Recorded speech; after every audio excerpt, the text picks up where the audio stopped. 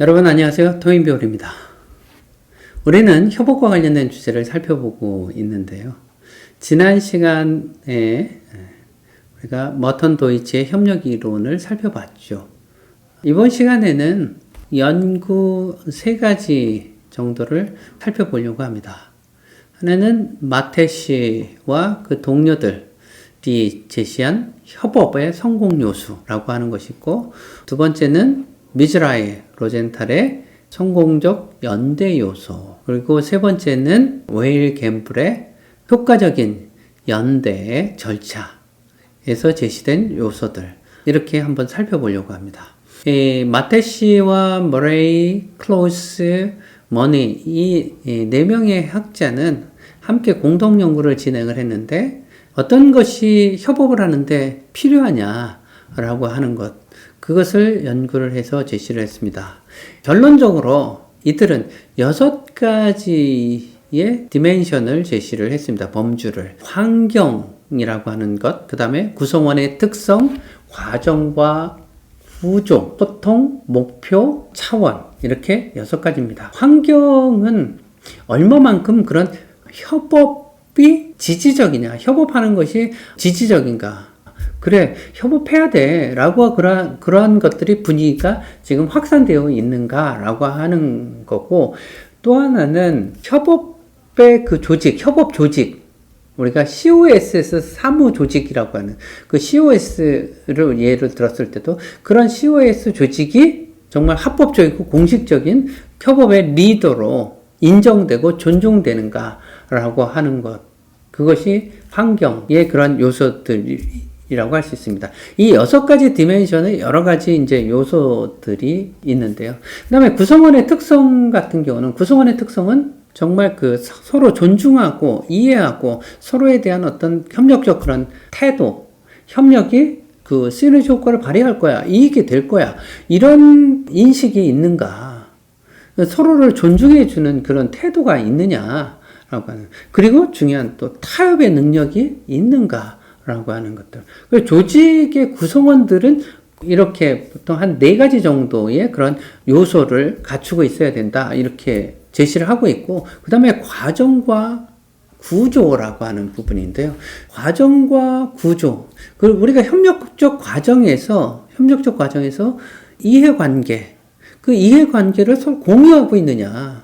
그러니까 나도 이익이 되고, 우리 기관도 이익이 되고, 저쪽 기관도 이익이 되고 있는가라고 하는 거예요. 그런 과정 속에서. 그리고 다양한 그 수준에서 다양한 참여들이 존재해야 되고, 그런 과정들이 또 유연하게 적용이 돼야 되고, 이런 것들이 그 과정과 구조 속에 중요한 요소로 제시가 되고 있고, 그 다음에 소통. 우리가 머턴 도이치에서는 의사소통이라고 하는 요소가 있었죠. 협업 과정으로서.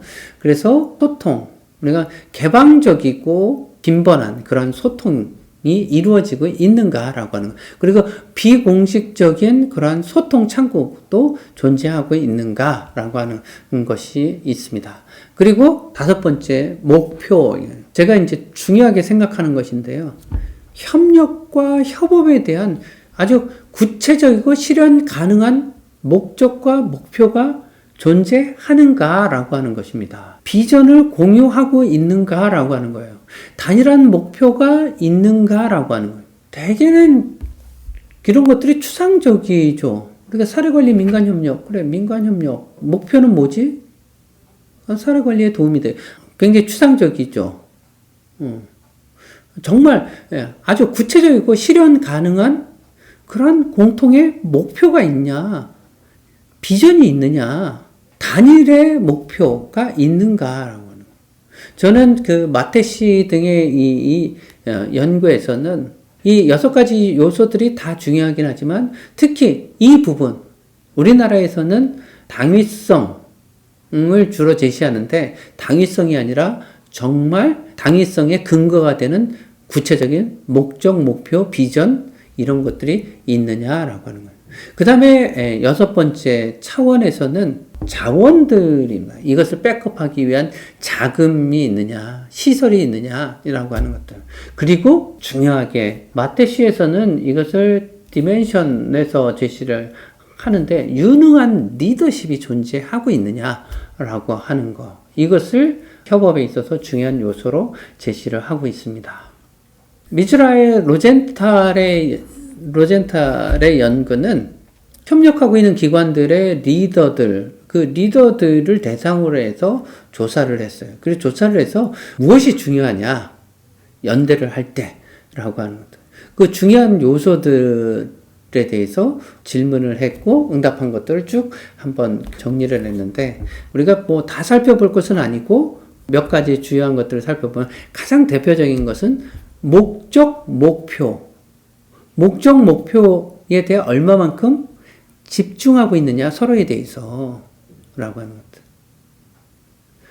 자, 우리가 협력을 한다라고 했을 때도 우리가 그것을 기관에서 생각해 보면 협력의 목표가 있는가? 라고 하는 부분들이 있고 그 협력에 대해서 얼마만큼 집중하는가? 라고 하는 것이 있는데 이 미즈라엘 로젠탈이 연구를 했을 때 연대 기관들의 리더는 목적과 목표에 얼마만큼 서로 집중하고 있느냐 이 부분을 가장 중요한 요소로 꼽았습니다.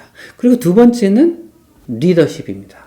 유능한 리더십이 존재해야 된다. 그 리더십은 우리가 COS에서도 봤었죠. 그 COS에서도 그 리더십이 중요하다라고 하는 것들을 한번 우리가 함의를 도출한 적이 있는데 여기에서도 두 번째 중요한 요소로 유능한 리더십을 꼽고 있습니다. 그리고 세 번째는 결석을 위해서 노력하는 것들, 여러 가지 사업이나 프로그램이나 액티비티나 이런 것들이 있겠죠. 그런 결석을 위한 노력들이 필요하다라고 하는 거예요. 그리고 네 번째는 이게 과정과 의사결정 이런 것으로 볼 수 있는데 공정한 의사결정 구조. 우리가 더이치에서는 호혜성이라고 하는 거. 그리고 서로에 대한 태도. 이런 것과 연관이 되겠죠. 이런 공정한 의사결정 구조가 존재해야 된다. 그러니까 우리가 민간협력이라고 했을 때 과연 그러면 거기서 공정한 의사결정이 협업과 관련된 것이 이루어질 수 있는가라고 하는 거예요. 그런 것에서 검토를 해보는 거죠. 그리고 다섯 번째는 상호 존중, 신뢰. 서로에 대한 태도와 연관이 되는 거죠. 이 이외에도 여러 가지 것들을 해서 17가지로 제시를 하고 있지만 중요한 것들 5가지를 한번 생각을 해봤습니다. 물론 이제 외부적인 것과 내부적인 것으로 구분을 해서 이것이 사회적으로 그리고 그들이 생각했을 때 정말 옳은 일이고 중요한 일이다라고 하는 것들이어야 된다라고 하는 것들도 있습니다. 자, 그리고 우리가 마지막으로 우리가 볼게 웰과 갬블입니다. 웰과 갬블은 효과적인 연대를 위해서 10단계를 제시를 하고 있는데 그 10단계에서 눈에 띄는 것들 몇 가지를 우리가 좀 살펴볼 필요가 있는데 그 중에서는 기관들 사이의 차이에 대해서 이해하고 존중하라라고 하는 거예요. 그래서 그런 차이에 대한 이해와 존중을 바탕으로 신뢰를 개발해 나가는 것, 그런 것들이 중요하다라고 하는 겁니다. 그리고 여기서 역시 사명, 비전, 목표 이런 것들이 수립돼야 된다라고 하는 거예요. 그리고 리더십을 개발하는 거. 그리고 그 리더십이라고 하는 것은 갈등을 중재하는 것까지. 갈등을 중재할 수도 있어야 돼요. 그리고 소통 창구. 자, 이렇게 보면 연구들에서 나오는 중요한 그런 요소들, 그런 것들이 있죠. 공통적인 게. 그래서 저는 이 4가지 머턴 도이치의 협력 이론으로부터 해서 4가지의 연구들을 통해서 한번 중요한 공통적인 요소들을 한번 뽑아봤습니다. 한번 7가지로 뽑아봤는데 저는 이 7가지를 한번 우리가 협력을 한다라고 했을 때 그 체크리스트를 한번 체크를 해보면 좋겠다 이렇게 생각을 합니다. 공통의 목표가 있는가? 협력이나 연대의 필요성이 있는가? 정말 그게 이익이 되는가? 요게 이제 첫 번째고, 두 번째는 서로 호혜적인가? 서로에 대해서 신뢰하고 협상과 조정이 가능한가? 라고 하는 거, 호혜적인가? 라고 하는 것들. 그리고 세 번째는 합법적이고 유능한 리더십이 존재하는가? 정말 중요한 요소라고 생각합니다. 그리고 네 번째는 합의된 사명, 비전, 목적과 목표, 전략, 사업, 역할이 수립되어 있는가라고. 그리고 다섯 번째는 공정한 의사결정 구조와 과정이 존재하는가. 여섯 번째는 개방적이고 솔직하며 상시적인 의사소통이 이루어지고 그런 의사소통 창구가 개발되어 있는가라고. 그리고 일곱 번째는 충분한 자금, 인력, 그런 시간이 있는가라고 하는 거예요. 이런 요소들이 협력과 연대, 협업을 위해서 필요하다라고 하는 것입니다. 그것이 이론적으로 연구해서 또 검증이 되고 있다라고 하는 것입니다. 그러면 우리가 설계를 할 때 이런 거를 한번 좀 고려를 해보면 어떨까 이렇게 생각합니다. 한번 설계를 했을 때 지금 얘기했던 공통의 목표, 그 목표는 이거. 그렇게 협력을 했을 때 이 기관에서는 어떤 이익, 이 기관에서는 어떤 이익. 그러니까 이 이익이 협력을 위해서 드리는 비용보다 커. 그러니까 협력하는 것이 좋지. 이렇게 생각. 오케이 이거. 그럼 두 번째. 기관들이 서로 호혜적인가? 그 성격이 그런 어떤 호혜적인 활동들을 했었는가? 협력적인 것들을 했었는가? 만약에 그렇지 않다 그러면 이 호혜적인 구조를 어떻게 만들 것인가? 라고 하는 것들을 설계 과정 속에. 네 번째는 리더십을 어떻게 세울 것인가? 구체적으로. 네, 반드시 리더십이 존재해야 됩니다.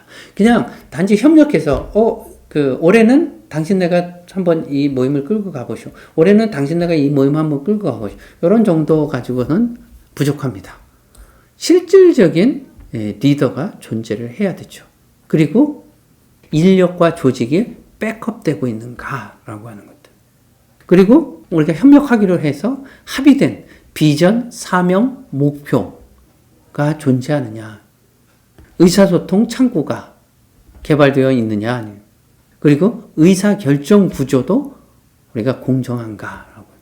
이러한 요소들을 우리가 한번 협력이 필요하다, 협업적 접근이 필요하다라고 했을 때, 그런 설계를 할 때 이런 요소들을 검토를 해서 그 협업 체계에다가 넣는 것이 꼭 필요하죠. 이번에 사회복지 행정학회에서 발표하는 걸 보면 그러기 위해서 정책적으로, 제도적으로 이것이 뒷받침돼야 된다라고 하는 것들. 맞죠. 그런 것들이 자금이 제대로 나오고 지속성을 가지려면 제도화해야 되는 거죠. 그러니까 이런 요소들이 이 설계에 반영이 됐는가? 그럼 그것이 지속적으로 운영되기 위해서 제도화 됐는가? 이런 것들을 우리가 생각해 볼 필요가 있다라고 하는 겁니다. 네, 이 협력과 관련돼서도 우리가 더 구체적으로 살펴보면 정말 살펴볼 것이 많은데 유튜브 채널 특성상 우리가 협력은 이런 정도로 해서 한번 마무리하고 다음에 어떤 특정한 협력과 관련된 이슈, 주제가 발생을 하면 제안이 되면 그런 때 한번 또 더 깊게 살펴보도록 하겠습니다. 여러분 수고했습니다. 다음에 뵙겠습니다.